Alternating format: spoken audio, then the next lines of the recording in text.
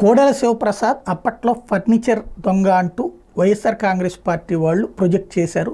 దాని మీదన ఇప్పుడు వైఎస్ఆర్ కాంగ్రెస్ పార్టీకి బుద్ధి చెప్పడానికి జగన్మోహన్ రెడ్డి దొంగ అంటూ ఫర్నిచర్ ఇష్యూలో వాస్తవంగా ప్రతి మంత్రికి, ప్రతి సీఎంకి, ప్రతి ఒక్కళ్ళకి ఫర్నిచర్ అనేది ప్రభుత్వం కొనుగోలు చేసి ఇస్తుంది. వాళ్ళ పదవీ కాలం పూర్తయిపోయాక ఆ ఫర్నిచర్ వెనక్కి తీసుకెళ్ళిపోవచ్చు, లేదా దానికి మినిమం అమౌంట్ కట్టించుకుని వాళ్ళకే వదిలేయచ్చు.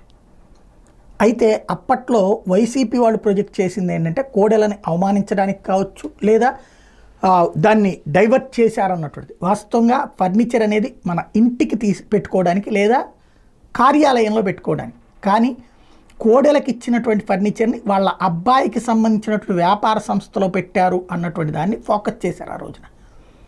అయితే మంత్రిగా ఆయన స్పీకర్గా ఉన్నటువంటి సందర్భంలో ఇంట్లోనే పెట్టుకుని